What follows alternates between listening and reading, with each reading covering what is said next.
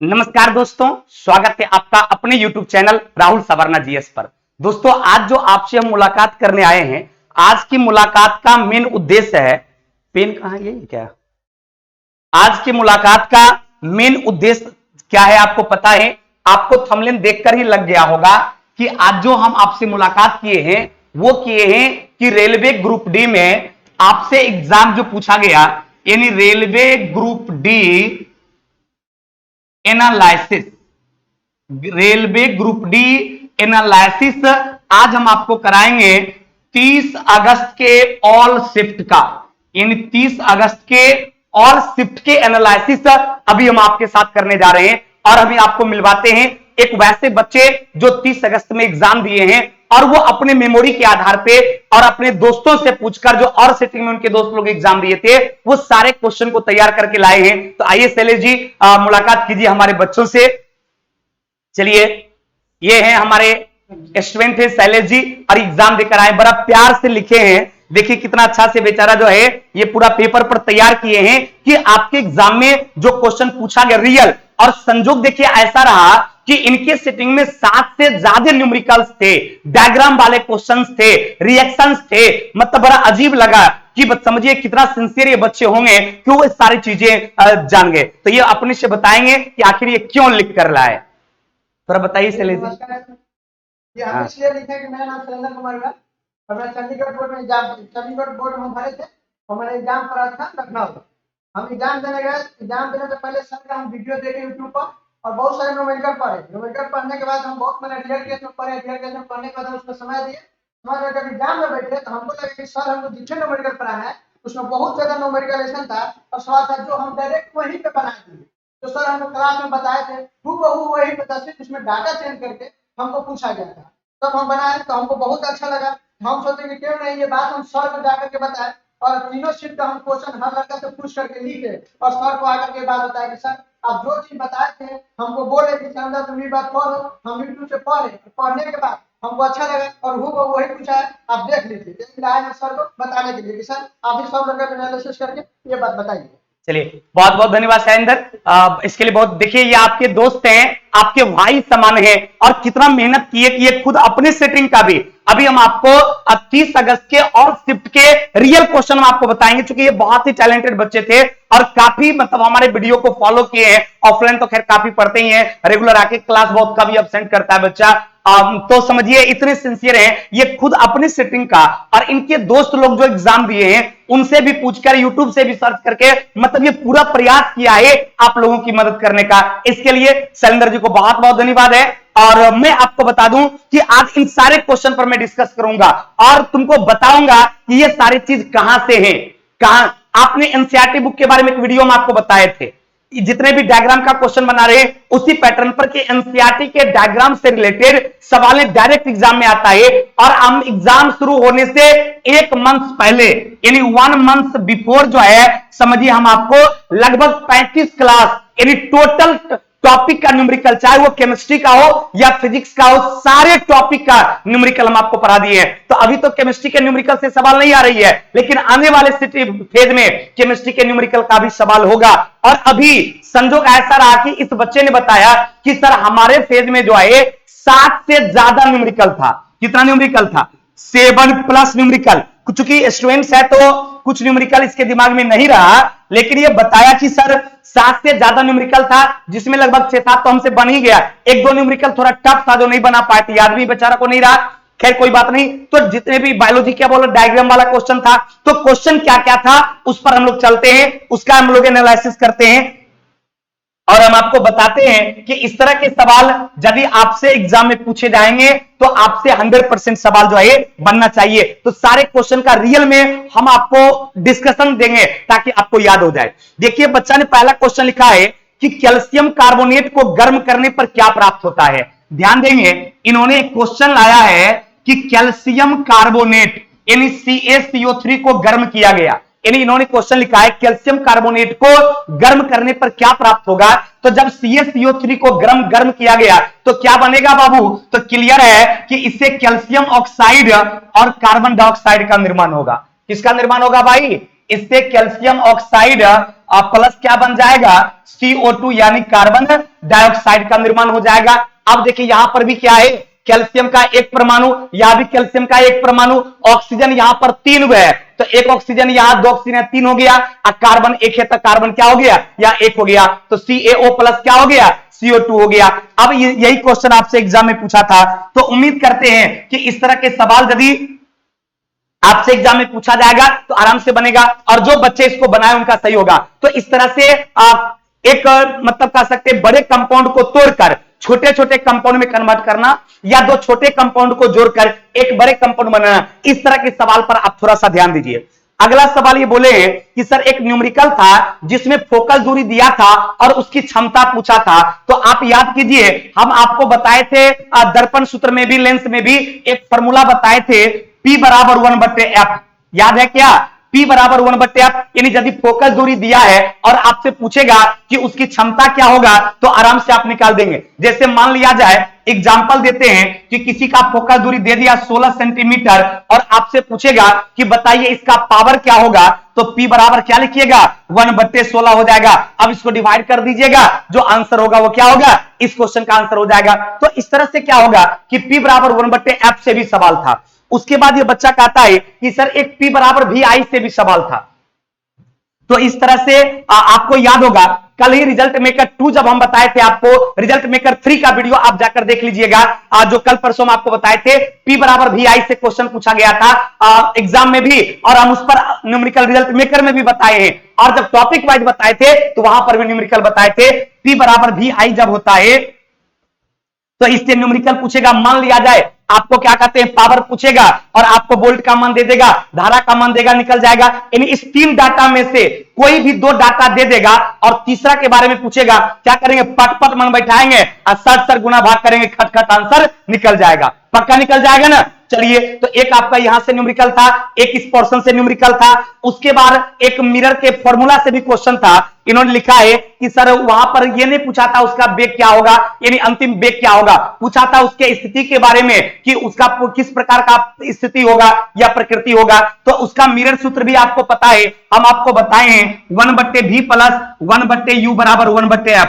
आप जाकर ये देख लेंगे, आप क्या बोलते हैं, आप जाकर न्यूमेरिकल मिरर वाला देखिएगा तो इस फॉर्मूला पर कई एक न्यूमेरिकल, फिर आपको क्या कहते हैं P बराबर 1/f का न्यूमेरिकल है, या फिर लेंस में 1/v माइनस 1/u बराबर 1/f का न्यूमेरिकल है। तो हम ये सब एनालिसिस इसलिए कर रहे हैं, और आप पूरी तरीका से देखिए, और इस पैटर्न के सवाल और बहुत सारे सवाल तो सेम टू सेम 2-3 शिफ्ट के बाद जो है कुछ क्वेश्चन ऐसा है 10 से 15% क्वेश्चन जो सेम टू सेम भी रिपीट हो रहा है। तो हम प्रयास करते हैं कि यदि इस तरह के सवाल आपसे एग्जाम में पूछे तो आपको प्रॉब्लम नहीं होनी चाहिए, और इस पैटर्न का पूछेगा फिर भी प्रॉब्लम नहीं होनी चाहिए। इसलिए हम लोग थोड़ा टाइम देकर सारे टाइप्स के क्वेश्चन पर डिस्कशन कर लेंगे। इसलिए आप लोग पूरी वीडियो को अच्छी तरीका से देखिए, ऐसा नहीं कि अभी मत स्किप करके घूमने चल जाइए और फिर पछताए होत क्या जब चिड़िया चुग गई खेत, और एग्जाम में जाइएगा सेम क्वेश्चन मिलेगा, नहीं बनेगा, रिजल्ट नहीं होगा, तो पछताने के अलावा आपके पास कुछ नहीं मिलेगा। इसलिए मेरे दोस्त आप पूरी वीडियो को बढ़िया से देखिए, और सारे एनालिसिस हम 30 अगस्त के ऑल शिफ्ट की एनालिसिस अभी आपको करवाएंगे। सारे टाइप्स के क्वेश्चन जो भी आपके दिमाग में आ रहा होगा वो सब करवाएंगे। तो उसके बाद देखिए ये हो गया। अगला ये R प्रोपोर्शनल टू L किससे सवाल था। अगला सवाल जो है ये बंदा लिखा है R सर जी रेसिस्टेंस और उसके लेंथ से रिलेटेड सवाल था। तो एक हम आपको बताए थे कि R directly proportional to L, यानी लेंथ यदि बढ़ेगा तो रेसिस्टेंस भी क्या होगा, बढ़ेगा। लेकिन एरिया में बताए थे कि एरिया का व्युत्क्रमानुपाती होता है, यदि एरिया बढ़ता है तो रेसिस्टेंस क्या हो जाता है, कम हो जाता है। तो एक फॉर्मूला आपको R प्रोपोर्शनल टू L/A भी बताए थे, इस तरह का बताए थे। तो इसी से फॉर्मूला से रिलेटेड एक सवाल पूछा गया था।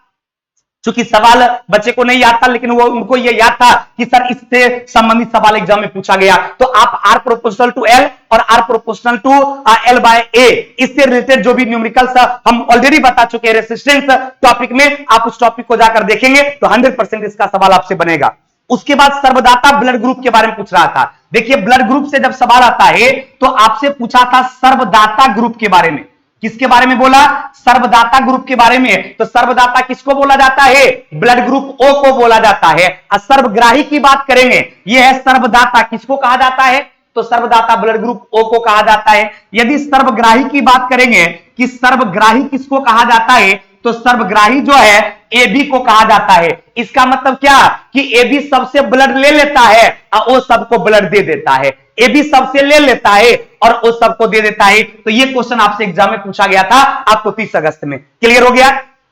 ये बच्चे समझिए आपके लिए बहुत मेहनत किया है और इसकी मेहनत की सार्थकता अब आपको आगे जब एग्जाम आपका है तो आपको फायदा करेगा। इसलिए खुद भी इस वीडियो को देखिए और अपने दोस्तों में शेयर कीजिए ताकि आपके दोस्त को भी इसका फायदा मिल सके। मन में सवाल आता होगा सर ये क्वेश्चन का पीडीएफ होता ज्यादा बेहतर होता, तो अभी हम कंप्लीट एनालिसिस आपको करा देते हैं और इसका पीडीएफ जो है हमारी ऐप पर मिलेगा। हमारी ऐप कौन सा है तो ध्यान देंगे, आप प्ले स्टोर पे जाएंगे तो RS क्लासेस, जब प्ले स्टोर पे आप जाएंगे तो वहां पर RS क्लासेस क्या करेंगे आप इंस्टॉल कर लेंगे। RS क्लासेस जैसे सर्च कीजिएगा तो 3-4 नाम आएगा RS क्लासेस से, लेकिन मेरा फोटो लगा हुआ है और RS classes bye Rahul Savarna लिखा हुआ है तो मेरा पिक आप आराम से पहचान लेंगे। तो प्ले स्टोर से आप क्या कीजिए RS क्लासेस ऐप डाउनलोड कीजिए और उसमें फ्री में पीडीएफ, चाहे यूट्यूब के क्लास का हो या ऐप के क्लास का हो, वहां पर हम आपको पीडीएफ देंगे तो वहां से आपको फायदा मिल जाएगा कि आपको फ्री में पीडीएफ मिल जाएगा। तो यहां पर जितना भी पीडीएफ आप देख रहे हैं ये सारा पीडीएफ आपको कहां मिलेगा, तो ये सारा पीडीएफ जो है वो आपको मिल जाएगा हमारे RS क्लासेस के ऐप पर। कहां मिल जाएगा भाई, तो RS क्लासेस के ऐप पर ये पीडीएफ आपको मिल जाएगा। जितना भी टाइप्स को अप्रोक्स अभी 50+ क्वेश्चन हम आपको बताएंगे और इसके डिस्कशन यदि आप देखते रह जाएंगे तो आपका 100 क्वेश्चन के नहीं ऑल ओवर साइंस के सारे क्वेश्चन आपके दिमाग में रिवीजन हो जाएगा और आगे एग्जाम में आपको 100% फायदा करेगा। और न्यूमेरिकल आप हमारे चैनल का देखेंगे क्योंकि 60+ न्यूमेरिकल बहुत बड़ा मायने रखता है और ये 70 लाख बच्चे को आपसे पीछे कर देगा। ये 60+ न्यूमेरिकल का मतलब है आपसे 70 लाख बच्चे पीछे हो जाएगा। इसलिए आप उन सारे न्यूमेरिकल को अच्छे तरीका से देखिए, डायग्राम वाले जितने भी हम कॉन्सेप्ट बताए हैं वो सारे डायग्राम को देखिए और हर टॉपिक पर नजर रखिए। रात के 8 बजे और सुबह के 9 बजे आप मेरे साथ रहिए। यकीन मानिए कि दुनिया की कोई ताकत पैदा नहीं लेगी जो आपके रिजल्ट को रोक देगा। क्लियर ना? चलिए अगला क्वेश्चन क्या है भाई, अगला क्वेश्चन ये सर्वदाता क्लियर हो गया। अगला क्वेश्चन बच्चे ने बताया कि सर था कि पराबैंगनी किरणें का मानव शरीर पर क्या प्रभाव पड़ेगा, यानी अल्ट्रावायलेट से पराबैंगनी किरण जब हम लोगों के शरीर पे पड़ेगा क्या होगा, तो आपको त्वचा संबंधी बीमारी हो जाता है, त्वचा कैंसर हो जाता है, त्वचा संबंधी अन्य बीमारी हो जाता है। तो ये पराबैंगनी किरण से था, किससे था भाई, पराबैंगनी किरण से संबंधित सवाल था। तो क्लियर हो गया, इससे त्वचा कैंसर होता है। पराबैंगनी किरण से क्या प्रभाव पड़ता है भाई, तो पराबैंगनी किरण यदि हम लोगों के बॉडी पर पड़ेगा तो त्वचा कैंसर होगा और उस किरण से हम लोगों को कौन बचाता है, तो ओजोन परत आपको सूर्य के पराबैंगनी किरण से सुरक्षा देता है, सूर्य के पराबैंगनी किरण से आपको बचाता है। पक्का ना? चलिए अगला सवाल क्या है कि मानव मूत्र में जल की मात्रा कितना होता है, मतलब इसी टाइप का वो बोला सर क्वेश्चन था कि मानव मूत्र में जल की मात्रा से। तो याद रखिएगा कि मानव का मूत्र जो है इससे रिलेटेड क्या क्या सवाल हो सकता है। तो जैसे क्वेश्चन पूछता है कि मानव मूत्र में सबसे ज्यादा मात्रा में क्या रहता है, तो याद रखिएगा मानव मूत्र में सबसे ज्यादा मात्रा में आपको जल रहता है। मानव मूत्र में सबसे ज्यादा मात्रा में क्या रहता है, आपको जल रहता है और वो जल कितना परसेंट रहता है, तो 90%। मानव के मूत्र में सबसे ज्यादा मात्रा में जल रहता है और जल कितना प्रतिशत रहता है, तो 90% रहता है। उसके बाद क्या रहता है, तो इसके बाद रहेगा यूरिया। मानव मूत्र में सबसे ज्यादा मात्रा में जल कितना परसेंट, 90%। इसके बाद क्या रहेगा भाई, यूरिया। यूरिया कितना परसेंट, तो आपको कितना रहता है, 2%। इसमें कभी कभी 90% से 95% तक भी देता है, यानी सबसे ज्यादा मात्रा में आपको पानी रहता है। उसके बाद यदि पूछेगा कि जल के बाद दूसरा सबसे ज्यादा मात्रा में क्या रहता है, तो आंसर क्या हो जाएगा, यूरिया हो जाएगा। उसके बाद कभी कभी आपसे मूत्र में क्वेश्चन पूछता है कि मूत्र का स्राव पर डे कितना होता है, तो याद रखिएगा 1.5 लीटर, यानी पर डे 1.5 लीटर मूत्र का। और मूत्र का रंग पीला क्यों होता है, तो यूरोक्रोम प्रोटीन से। तो मानव मूत्र से रिलेटेड इस तरह के सवाल यदि आपसे एग्जाम में पूछा जाएगा, उम्मीद करते हैं आपसे 100% बनेगा। अगला सवाल ये बोले कि सर सेल से संबंधित था कि एल सेल में मैक्सिमम इलेक्ट्रॉन की संख्या क्या होगा। गौर कीजिएगा, सेल के बारे में आपने केमिस्ट्री में पढ़ा होगा कि सेल जो है जिस पथ पर इलेक्ट्रॉन घूमती है उसी पथ को सेल कहा जाता है। जैसे मान लिया जाए ये न्यूक्लियस हो गया, तो न्यूक्लियस में प्रोटॉन और न्यूट्रॉन रहता है और इसका ये सेल हो गया। तो इस सेल में क्या होता है कि इलेक्ट्रॉन चारों तरफ परिक्रमा करती है। अब ये पहला सेल जो है ये के सेल कहलाता है, दूसरा एल, फिर एम, NOPQ। सेल की संख्या कितना है भाई? तो सेल की संख्या 7 है। अब प्रत्येक सेल में मैक्सिमम कितना इलेक्ट्रॉन होगा? तो उसमें क्या है, एक फॉर्मूला होता है, वो फॉर्मूला आपको बताए थे 2n²। नहीं बताए हैं, नहीं पढ़े अभी तक, आप ध्यान दीजिएगा। सेल की संख्या 7 है। कौन कौन है? KLMNOPQ,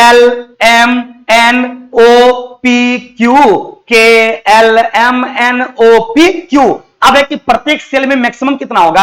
क्योंकि K का मतलब पहला सेल, L का मतलब दूसरा, M का मतलब तीसरा, N का मतलब चौथा, O का मतलब पांचवा, P का मतलब छठा और Q का मतलब सातवां। तो आपसे क्या पूछा कि L सेल में मैक्सिमम इलेक्ट्रॉन की संख्या क्या होगा? तो L सेल के बारे में पूछा, तो L का मान कितना है? 2 है। तो यहां पर क्या करें, N के जगह 2 मान रखेंगे, तो 2n² का मतलब हो गया 2 इंटू 2 का स्क्वायर, कितना? 8। तो आपके क्वेश्चन का आंसर क्या होगा? 8। क्योंकि यही क्वेश्चन है कि L सेल में मैक्सिमम इलेक्ट्रॉन की संख्या क्या होगा? तो L सेल में मैक्सिमम इलेक्ट्रॉन की संख्या क्या होगा? 8 होगा। यदि आपसे M सेल का पूछता तो 3 3 9 2 18, N का पूछता 4 4 16 2 32, यानी 2n² फॉर्मूला आप याद रखेंगे। पक्का ना? इस पूरी अच्छी तरीका से आप इसका रिवीजन कीजिए, आपके आने वाले एग्जाम में यह रामबाण साबित होगा। आप याद रखिएगा कि राहुल साबरना सर बोले थे, इसलिए पूरी तरह से आप इसको देखिए, टाइम निकालकर एक बार नहीं 2 बार देखिए और अपने क्वेश्चन सारे एनालिसिस को अपनी कॉपी पर भी लिखिए, और आपके आने वाले एग्जाम में आपको 100% यह फायदा दिलाएगा। और मैक्सिमम शेयर कीजिए ताकि आपके दोस्त भी इस वीडियो को देख सकें। क्लियर? चलिए अगला क्वेश्चन इन्होंने कहा कि सर पूछा था किसी तत्व का परमाणु संख्या 8 है, तो बताइए उसका वैलेंस इलेक्ट्रॉन क्या होगा?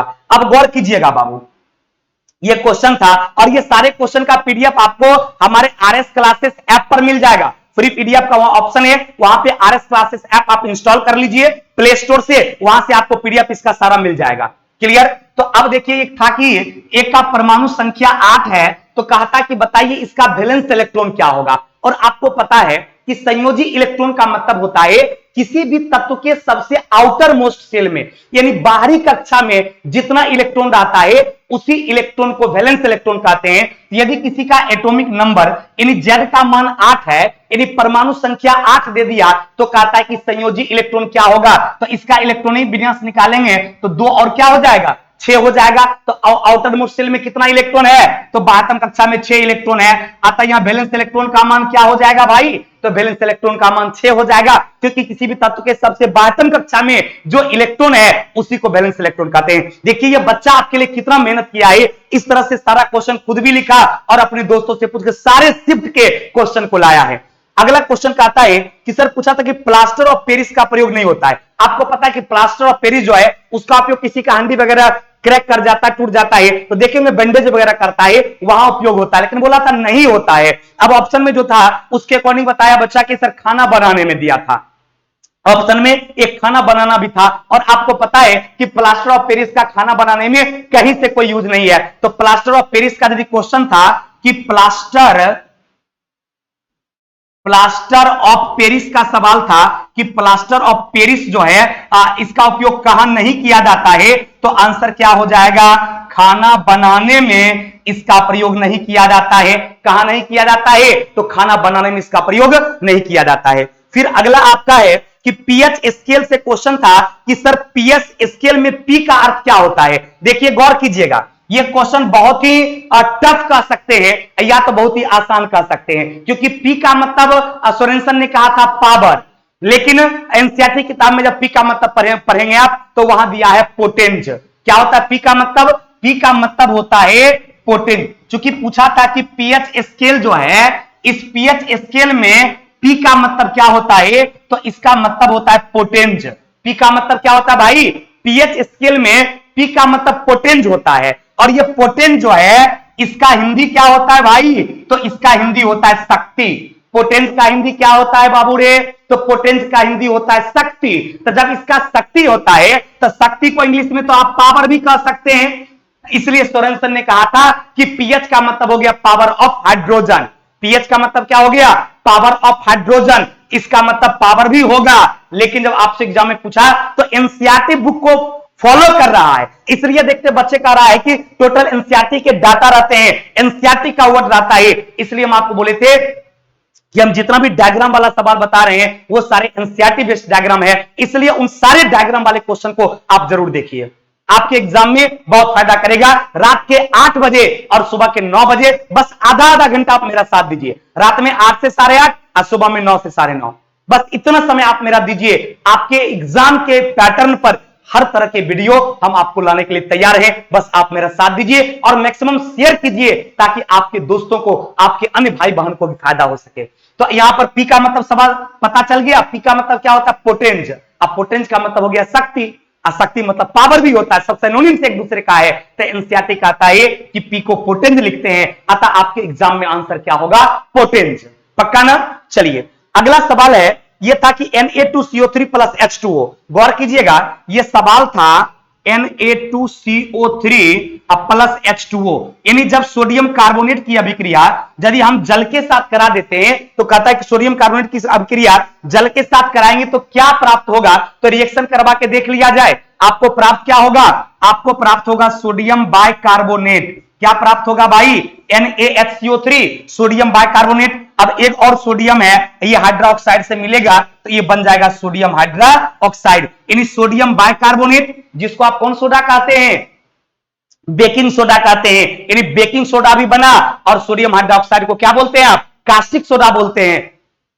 ये सॉरी, इसको जनरल सोडा बोलते हैं। NaOH को हम लोग कास्टिक सोडा, कास्टिक पोटासियम या जनरल सोडा कह सकते हैं। तो आपका ये NaOH हो गया, आपको सोडियम हाइड्रोक्साइड हो गया, और ये सोडियम बाइकार्बोनेट हो गया। यानी सोडियम कार्बोनेट को जल के साथ अभिक्रिया कराएंगे तो सोडियम बाइकार्बोनेट और आपका सोडियम हाइड्रोक्साइड का निर्माण होता है।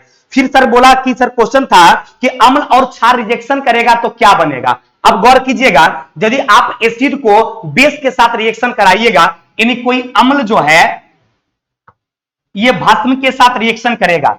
चूंकि ये लड़का सुबह में आया था इसलिए हम इसको टाइप नहीं करवा पाए। हम आप आज शाम तक अपने ऐप पर फ्री पीडीएफ में आप डाउनलोड कर लीजिएगा, आरएस क्लासेस इंस्टॉल करके, वहां से आपको मिल जाएगा। या फिर हमारी एक टेलीग्राम भी है, आरएस ये राहुल सावरना जीएस करके, उस राहुल सावरना जीएस जो यूट्यूब चैनल का नाम है उसी नाम से टेलीग्राम है, उस पर भी हम प्रयास करेंगे दे देंगे। और चूंकि आप जब प्ले स्टोर से इंस्टॉल कर लेंगे आरएस क्लासेस तो वहां पे अन्य तरह के टेस्ट, और चूंकि क्या होता है कि टेलीग्राम पे जब डालते हैं तो 2-3 दिन में चूंकि बहुत सारा मैसेज हो जाता है तो फिर बच्चे को काफी परेशानी होती है। तो इसलिए यदि आप ऐप इंस्टॉल कर लेंगे तो वहां पे सबका फोल्डर अलग अलग होता है, वहां पे आप क्लिक करेंगे तो सारे पीडीएफ आपको, अन्य पीडीएफ, अन्य मुक्त टेस्ट भी वहां से आपको फ्री में मिल जाएगा, और ये सारे पीडीएफ भी आपको आराम से मिल जाएगा। क्लियर? कोई कंफ्यूजन? चलिए, तो अब क्या है आपका कि अम्ल और भस्म की बात कर रहा था कि अम्ल और भस्म यदि रिएक्शन करेगा तो किसका निर्माण होगा? तो ये एसिड और बेस जब रिएक्शन करता है तो ये आपको लवण बनाता है। क्या बनाता है? लवण बनाएगा, और लवण बनाने के साथ साथ क्या बनाएगा? जल भी बनाएगा। यानी अम्ल और भस्म अभिक्रिया करके लवण और जल बनाता है। जैसे मान लिया जाए हम कहते हैं हाइड्रोक्लोरिक अम्ल है, नहीं, इसकी अभिक्रिया यदि सोडियम हाइड्रोक्साइड के साथ करा देंगे तो ये आपका अम्ल हो गया भाई, और ये क्या हो गया? ये आपका भस्म हो गया, यानी ये एसिड हो गया और ये क्या हो गया? बेस हो गया। अब दोनों की अभिक्रिया होगा, जानते क्या बन जाएगा? NaCl, यानी सोडियम जो है ये क्लोरीन से रिएक्शन कर लेगा, NaCl बनाएगा, अब प्लस क्या बन जाएगा? H2O बन जाएगा, यानी लवण का निर्माण होगा और जल भी बनेगा। एग्जाम्पल भी क्लियर हो गया। अब इस तरह के सवाल पूछा जाएगा, गलती होगा नहीं ना? चलिए, यदि नहीं होगा और आपको लगता है कि हम आपकी मदद कर रहे हैं तो आप लोग, हम सब्सक्राइब यदि नहीं किए हैं तो हमारे चैनल को सब्सक्राइब कर लीजिए, शेयर कीजिए, लाइक और कमेंट भी कीजिए, और हमको बड़ा अच्छा लगता है। और तुम समझ सकता है चला कि तुम्हारी एक एक कमेंट कितने बच्चों के लिए इंस्पायर का काम कर होगा। तुम्हारा एक एक शेयर जो है लाखों बच्चों का कल्याण कर सकता है। इसलिए मैक्सिमम अपने सारे ग्रुप्स में शेयर करने का प्रयास कीजिए ताकि हम आपके दोस्त, आपके कदम तक हम पहुंच सके। क्योंकि मेरा उद्देश्य है समाज की अंतिम पंक्ति में बैठे बच्चों तक पहुंचना, जो बच्चे पढ़ना चाहते हैं लेकिन अच्छे शिक्षक उसको नहीं मिलते हैं। यदि उसके मन में एक अच्छे शिक्षक की तलाश है तो यकीन कीजिए हम पर आकर उनकी तलाशें खत्म हो जाएगी। क्लियर? चलिए आइए, तो एसिड बेस का क्वेश्चन था कि क्लियर हो गया। आप पीएच स्केल में कभी कभी ऐसा भी क्वेश्चन पूछ सकता है पीएच स्केल के रेंज से, तो याद रखिएगा पीएच स्केल का रेंज जो होता है वो 0 से लेकर 14 तक होता है। पीएच स्केल का रेंज कितना होता है? 0 से लेकर 14 तक होता है। तो अब इसमें क्या है कि यदि 7 से कम किसी का पीएच मान रहता है तो वो एसिडिक होता है। यदि किसी पदार्थ का पीएच मान 7 से कम होगा तो उसको क्या माना जाएगा? उसको अम्लीय माना जाएगा। यानी वो एसिडिक होगा, और 7 से ज्यादा होगा तब वो क्या हो जाएगा, वो भस्मीय हो जाएगा। यानी 7 से कम पीएच मान है तो वो अम्लीय होगा, 7 से ज्यादा पीएच मान है तो वो क्षारीय होगा। यदि पीएच मान 7 रहेगा तब क्या होगा, उदासीन। 7 से कम रहेगा तो अम्लीय, 7 से ज्यादा रहेगा तो क्षारीय, और 7 रहेगा तो क्या हो जाएगा, उदासीन हो जाएगा। पक्का ना? चलिए अब देखिए अगला सवाल क्या था भाई।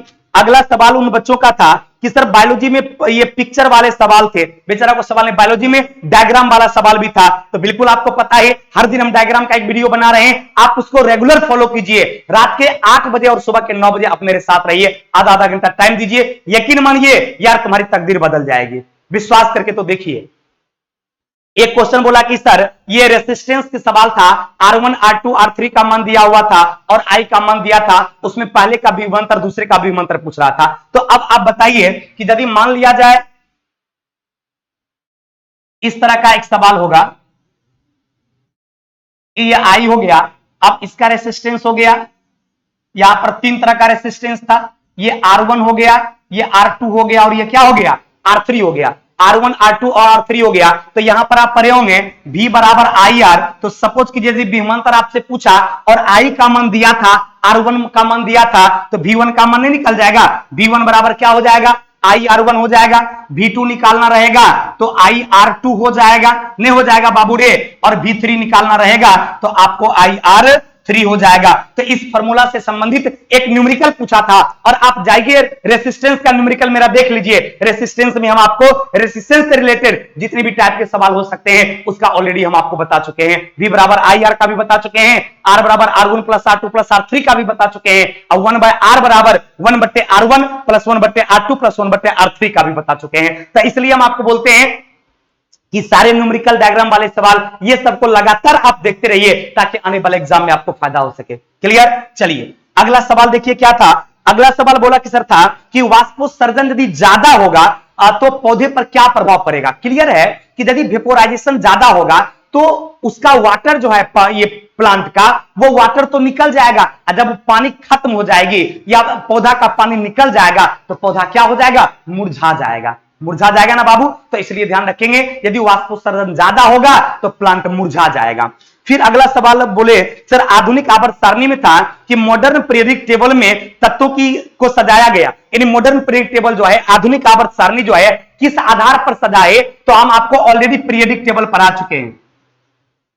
हम आपको ऑलरेडी पीरियडिक टेबल जो है पीरियोडिक टेबल आपको हम बता चुके हैं और सारे फोर्स में लगभग पीरियडिक टेबल का 3-4 वीडियो होगा जिसमें जितने भी टाइप्स के सवाल पीरियडिक टेबल से आपके एग्जाम में आ रहा है वो टोटल वहां से बन जाएगा। तो पीटी का भी आप लोग न्यूमेरिकल बोलते हैं, ये थ्योरी वाली जो पार्ट्स है उसको आराम से देखिए। और ये सवाल जो पूछा था मॉडर्न पीरियडिक टेबल की बात बोला था, ये मॉडर्न पीरियडिक टेबल का बात था, ये किसने दिया था, मोसले साहब ने। कभी कभी क्वेश्चन पूछता है कि मॉडर्न क्लासिफिकेशन या मॉडर्न पीरियडिक टेबल का पिता कौन है, तो आपको माना जाता है मोसले साहब। किसको माना जाता है, मोसले को। और ये किस आधार पे सजाए, तो परमाणु संख्या के आधार पे। किस आधार पे सजाए, तो परमाणु संख्या के आधार पे।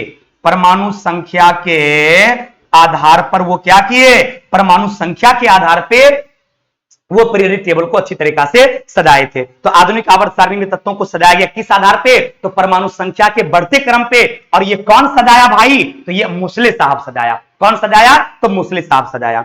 अगला है कि महिला प्रजनन प्रणाली का हिस्सा नहीं है, यानी महिला के रिप्रोडक्टिव पार्ट्स में किसका नाम आप पढ़े होंगे, यूटेरस का नाम पढ़े होंगे, फैलोपियन ट्यूब का नाम पढ़े होंगे, फिर ओवरी का नाम सुने होंगे, ओवम का नाम सुने होंगे। लेकिन कभी सुने हैं कि यूरेथ्रा का नाम भाग लेता है। यूरेथ्रा का मतलब मूत्र मार्ग होता है, तो कर काम है खाली मूत्र का बाहर करना, वो आपको महिला प्रजनन का पार्ट्स नहीं है। तो वही क्वेश्चन था, महिला प्रजनन प्रणाली का हिस्सा नहीं है, तो आंसर क्या हो जाएगा, यूरेथ्रा। ये यूरेथ्रा जो है ये महिला के प्रजनन का पार्ट्स नहीं है, ये महिला प्रजनन जो है इसका हिस्सा नहीं है। नहीं के बारे में पूछ रहा था, तो आंसर क्या हो जाएगा, यूरेथ्रा जो है ये महिला के प्रजनन का पार्ट्स नहीं है। उसमें यूटेरस का नाम आता है, ओवरी का नाम आता है, फैलोपियन ट्यूब का नाम आएगा, ओवम का नाम आएगा, ये सब उसमें भाग लेगा। लेकिन यूरेथ्रा का तो कोई योगदान नहीं है रिप्रोडक्शन में, तो आंसर क्या हो जाएगा, यूरेथ्रा। क्योंकि नहीं पूछ रहा था इसलिए यूरेथ्रा हो गया। कोई कंफ्यूजन?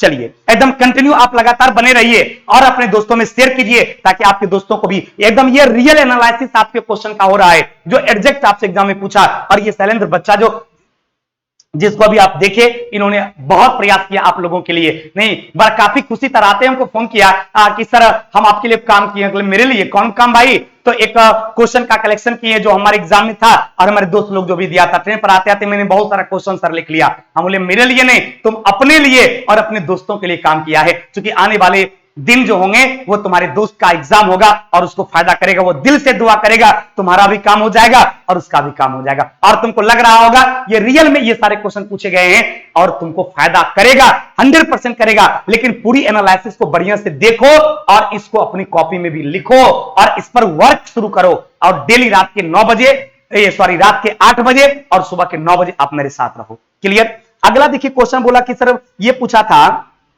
कि ओजोन संचरण जो है, यानी ओजोन परत जो है उसका संचरण किसकी वजह से हो रहा है? तो क्लोरोफ्लोरोकार्बन के कारण। ओजोन परत जो है उसका संचरण किसकी वजह से हो रहा है? तो क्लोरोफ्लोरोकार्बन के कारण हो रहा है। फिर बोला था सर, पूछा था कि मधुमक्खी के काटने से दर्द को कम करने क्या, जैसे मधुमक्खी काट लेते देखिए बहुत ज्यादा दर्द और लहरता है, तो उसके लिए जानते किसका प्रयोग किया जाता है? सोडियम बाइकार्बोनेट का। किसका प्रयोग किया जाता है? ध्यान रखिएगा, यदि मधुमक्खी किसी व्यक्ति को काट ले तो मधुमक्खी के जलन को कम करने के लिए या मधुमक्खी के दर्द को कम करने के लिए सोडियम बाइकार्बोनेट किसका प्रयोग किया जाएगा? सोडियम बाइकार्बोनेट का।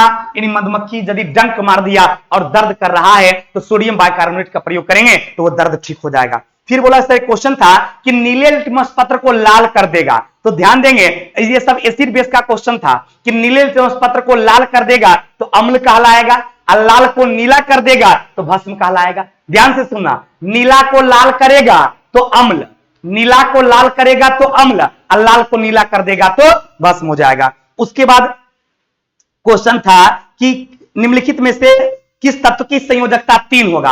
अब किसकी संयोजकता 3 होगा? तो संयोजकता 3 का मतलब क्या है कि आउटर मोस्ट शेल में 3 इलेक्ट्रॉन होना चाहिए। अब उसके ऑप्शन में जो था उसमें एल्यूमिनियम था। अब यदि एल्यूमिनियम की हम आपसे बात करें, गौर फरमाना कि एल्यूमिनियम का परमाणु संख्या कितना होता है? 13 होता है। अब इसका इलेक्ट्रॉनिक विन्यास लिखेंगे, क्या लिखा आएगा? 2, 8 और 3। तो इसका वैलेंसी क्या होगा? इसका संयोजकता 3 होगा, क्योंकि हम आपको ऑलरेडी समझा चुके, पढ़ाए थे। आप जाके एटॉमिक स्ट्रक्चर रिलेटेड वीडियो को देखिएगा, उसमें बताए थे कि जो जितना इलेक्ट्रॉन का त्याग करेगा और जो जितने इलेक्ट्रॉन को ग्रहण करेगा या जो जितने इलेक्ट्रॉनों की साझेदारी करेगा वही ना उसका वैलेंसी होता है। तो ये 3 इलेक्ट्रॉन का त्याग करेगा, इसलिए इसकी वैलेंसी 3। तो क्वेश्चन यही था कि जिसका वैलेंसी 3 है वो तत्व कौन सा होगा? तो वो तत्व कौन सा होगा? तो वो तत्व आपका एल्यूमिनियम होगा। फिर उन्होंने क्वेश्चन लिखा है कि सर एक क्वेश्चन था, अवतल दर्पण की फोकस दूरी दिया था और वक्रता त्रिज्या पूछ रहा था। तो बताइए अवतल दर्पण के यदि आपको फोकस दूरी दे देगा, मान लीजिए बोला सर फोकस दूरी 16 था, तो उसको जो याद है वो बताया कि सर दिया था फोकस दूरी 16 सेंटीमीटर था। तो पूछा कि बताइए सर वक्रता त्रिज्या क्या होगा, यानी आर का मान पूछा। तो आर के लिए फॉर्मूला बताए थे, आप जाकर देखिए मिरर वाला न्यूमेरिकल, उसमें मिलेगा आपको ये फॉर्मूला, आर बराबर क्या होता है? 2f। और मेरा रिजल्ट मेकर का पहला जो ये वीडियो है उसमें भी इस तरह के सवाल होगा, आर बराबर 2f से। तो f का मान दिया था तो 2 गुने 16 बराबर कितना हो गया? 32 हो गया। देखिए हम इसलिए एनालिसिस करवा रहे हैं ताकि तुमको ये विश्वास हो कि सर के जो वीडियो ऑलरेडी सर बताए हैं और बोलते थे कि 3-4 न्यूमेरिकल पूछ सकता है तुम्हारे एग्जाम में, और ये 7-8 भी पूछा गया है। तो इसलिए इस पर पूरा फोकस कीजिए। और अब 1-1.5 महीने पहले से तुमको बता रहे हैं कि बाबू न्यूमेरिकल को फॉलो करो, न्यूमेरिकल को फॉलो करो, डायग्राम वाले क्वेश्चन को फॉलो करो। लेकिन तुम लोग तो उसमें मजाक में ले रहा था, तुम लोग चकचुक के फेराम था, इसलिए चकचुक के फेराम नहीं रहना, बोरम चल जाएगा। एकदम पढ़ाई पर ध्यान दीजिए, ये रियल एनालिसिस है और इसको फॉलो कीजिए, तभी आप आने वाले एग्जाम में अच्छा कर पाओगे। क्योंकि अब आपके पास वक्त नहीं है और ये वक्त है आपके वक्त बदलने का, आपकी तकदीर और तस्वीर बदलने का वक्त है। इसलिए बिना समय बर्बाद किए इस पूरी एनालिसिस को देखिए। उसके बाद खुद से सारे प्लेलिस्ट में राहुल सावरना जीएस यूट्यूब चैनल जो हमारी है, जिस पर हमारी वीडियो को आप देख रहे हैं, इसके प्लेलिस्ट को खोलिएगा तो न्यूमेरिकल का फोल्डर मिलेगा और उसमें हर न्यूमेरिकल आपको हर टाइप के हर टॉपिक वाइज न्यूमेरिकल है। सबको बढ़िया से देखिए और आगे बढ़िए। क्लियर? तो r बराबर 2f से क्वेश्चन था। फिर ये बच्चा एक लिखा है क्वेश्चन कि क्वेश्चन ये है कि कार्बन पर 4 गो माइनस है, तो कहता है कि इसमें इलेक्ट्रॉन और प्रोटॉन की संख्या क्या होगा। गौर कीजिएगा, ऐसे लिखा था C पर 4 गो माइनस, सी पर 4 माइनस का मतलब क्या हो गया कि कार्बन जो है वो 4 इलेक्ट्रॉन किसी से लिया है, कार्बन 4 इलेक्ट्रॉन किसी से लिया है, तो जो किसी से इलेक्ट्रॉन लेगा उस स्वाभाविक है कि उसमें इलेक्ट्रॉन की संख्या क्या हो जाएगी भाई, उसमें इलेक्ट्रॉनों की संख्या मतलब ये अब बढ़ जाएगी। तो यदि सपोज कीजिए ये क्वेश्चन था, ध्यान देंगे बाबू कि कार्बन 4 इलेक्ट्रॉन किसी से ले लिया, तो कार्बन यदि 4 इलेक्ट्रॉन किसी से ले लिया और पता है कार्बन की परमाणु संख्या 6 होता है, तो 2 और 4 6 हो गया। अब 4 को किसी और से ले लिया तो और 4 को इसमें क्या होगा, जुड़ गया, तो हो गया 4 4 8 2 कितना 10। तो इसका वैलेंस इलेक्ट्रॉन क्या हो जाएगा, वैलेंस इलेक्ट्रॉन सॉरी पूछ रहा था, ये पूछ रहा था आपसे ये कि बताइए इसका इलेक्ट्रॉन की संख्या क्या होगा। तो इसमें 6 ऑलरेडी इलेक्ट्रॉन था और 4 को किसी से ले लिया, तो 2 2 4 4 कितना 4 4 8 2 10, यानी इसमें इलेक्ट्रॉन की संख्या क्या होगा 10 होगा। और प्रोटॉन की संख्या क्या होगा, तो प्रोटॉन तो 6 रह जाएगा, तो प्रोटॉन की संख्या 6 हो गया, परमाणु संख्या 6 हो गया, यानी कार्बन का परमाणु संख्या 6, प्रोटॉन की संख्या 6, लेकिन इलेक्ट्रॉन की संख्या क्या हो गया 10 हो गया। काहे हुआ, क्योंकि ये 4 इलेक्ट्रॉन किसी से लिया है, तो जो जितना लेता है उतना इलेक्ट्रॉन यहां बढ़ जाएगा, और किसी को देगा तो उतना इलेक्ट्रॉन घट जाएगा। जैसे मान लिया जाए क्वेश्चन ये पूछता कि Na+ में सोडियम प्लस में क्वेश्चन पूछ देगा, मान लीजिए आपके एग्जाम में इसमें माइनस वाला था और तोरा परीक्षा में प्लस वाला पूछेगा कि Na+ में बताइए इलेक्ट्रॉन की संख्या क्या होगा। तो जब Na+ है तो आपको पता है कि सोडियम का परमाणु संख्या 11 है, अब प्लस का मतलब 1 इलेक्ट्रॉन को किसी को दे दिया, तो जब 1 इलेक्ट्रॉन दे दिया तो 11 घटाओ 1 बराबर कितना हो जाएगा 10 हो जाएगा। यानी सोडियम में इलेक्ट्रॉन की संख्या 10 काहे हो गया, क्योंकि सोडियम 1 इलेक्ट्रॉन को त्याग चुका है। और प्रोटॉन की बात करेंगे तो प्रोटॉन तो 11 ये होगा। क्लियर हो गया। उसके बाद एक क्वेश्चन न्यूमेरिकल लिखा हुआ है, गौर से देखिएगा इस न्यूमेरिकल को। इसमें देखिए पी का मान दे दिया 1100, पी का मान था 1100 वाट, अब भी का मान दे दिया था 220 वोल्ट। इस तरह का देखिएगा पीवीआर से क्वेश्चन हम ऑलरेडी आपको पढ़ा चुके हैं। भी का मान इतना था और आपसे आर का मान पूछा तो निकलेगा क्या, आराम से निकलेगा, क्योंकि हम आपको पता थे फॉर्मूला पी बराबर क्या होता है, पी बराबर भी आई या पी बराबर आई भी।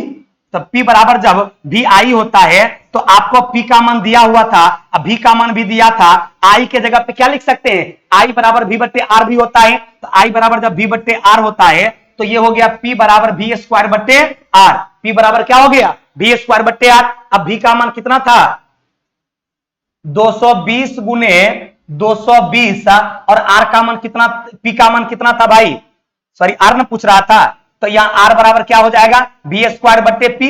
अरे जब पी बराबर भी स्क्वायर बट्टे आर होगा तो आर बराबर भी स्क्वायर बट्टे पी, और पी का मान कितना दिया था भाई 1100। गौर कीजिएगा जब P बराबर भी गुने भी बट्टे आर, यानी P बराबर भी स्क्वायर बट्टे आर हो गया, तो आर बराबर क्या हो गया बी स्क्वायर बट्टे पी, बी स्क्वायर बट्टे पी होगा कि नहीं, बस खाली उल्टा कर देंगे। तो अब देखिए 1 0 1 0 कट गया, 1 0 1 0 कट गया, 11 दूना 22 और 22 दूना कितना हो गया 44, यानी इसका आंसर क्या आ गया भाई 44 आ गया, यानी 44 आ गया। ये सारे सवाल 30 अगस्त के ऑल शिफ्ट का था। उम्मीद करते हैं कि 100% ये एनालिसिस आपको समझ में आया होगा। बहुत बहुत धन्यवाद आप लोगों को। इसी तरह से आप हमारे सारे वीडियो को कंटिन्यू फॉलो कीजिए। यदि अब तक सब्सक्राइब नहीं किए हैं तो सब्सक्राइब कर लीजिए, लाइक और शेयर कीजिए ताकि मैक्सिमम बच्चों तक ये पहुंच सके। थैंक यू वेरी मच, बहुत बहुत धन्यवाद। लेकिन ध्यान रखेंगे सारे एनालिसिस जो भी हम किए हैं इसको कॉपी में सारे टाइप्स के सवाल को लिखिए और इसके अकॉर्डिंग पढ़िए। Clear, thank you very much, बहुत बहुत धन्यवाद।